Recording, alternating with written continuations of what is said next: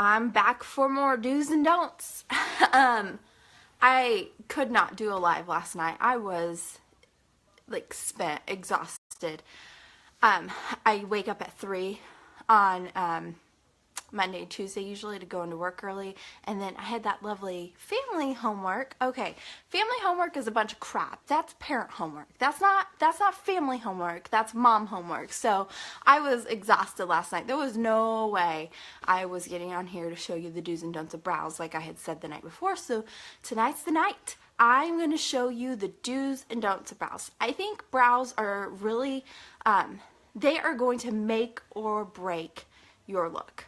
If you don't do your brows correctly, you're going to look like those people, you see them come across like your news feed, the horrible brows that you can see. So goal is always to make them look as natural as possible, and they're also going to frame your face really well if you do your brows well. So in true fashion, I'm going to do this side don't and this side do.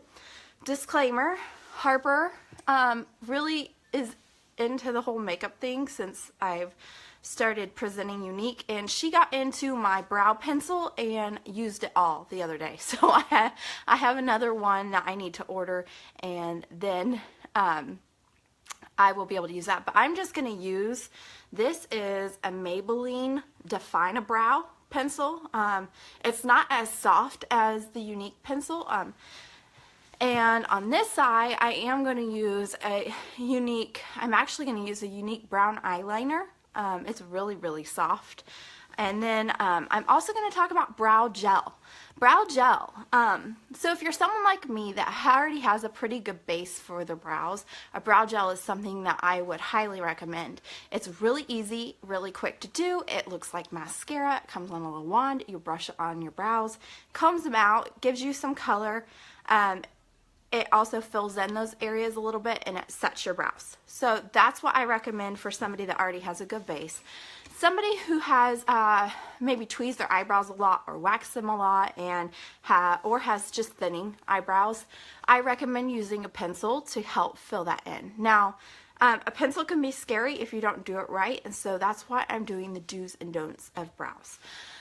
So I'm going to start with my don't side. What you don't want to do is press hard, first of all. Everything you do with your brows, you want a really light touch. And you don't want to create a box. You don't want to box your brows in, and you don't want to bring them in too far. Some people think, oh, I want to bring them in too far. They box them in, heavy hand. Hey, Mama. And they line it, and they make it like this solid color. There's no definition. And then it becomes really thick.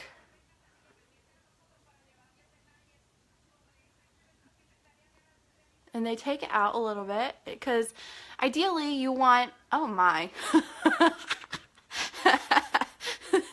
These are always terrible.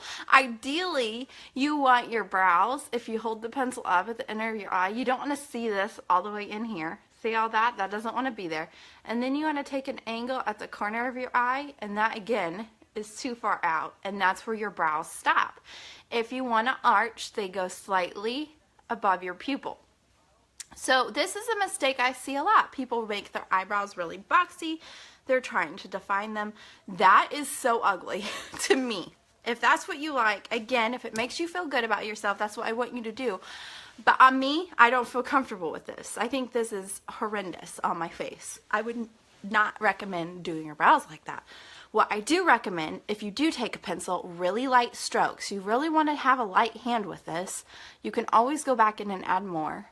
And first thing I do is add in short little strokes, like I'm drawing hairs.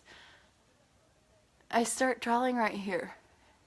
And then light strokes, I define my brows. I go on top as well. Shelby! Okay, little light strokes. Bad eye? almost looks like it should be a unibrow. Good eye. I know you can tell a difference.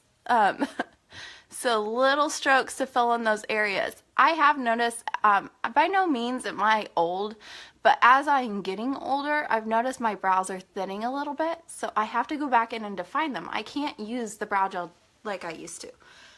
So I feel like my brows are definitely more defined. Well, that one is just gross, and this one is definitely more defined. What I recommend doing is always, always, always brush your brows. Get them in line and you're gonna look ready for the day. I still like to go over my brows with a brow gel to set them. It keeps them in place throughout the day and keeps the color, so.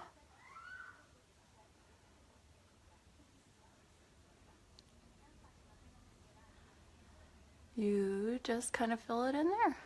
Okay, they're brushed and ready to go. You can see here, they're really boxy, it's really thick. I still have definition in my brows. You can still see my brows here.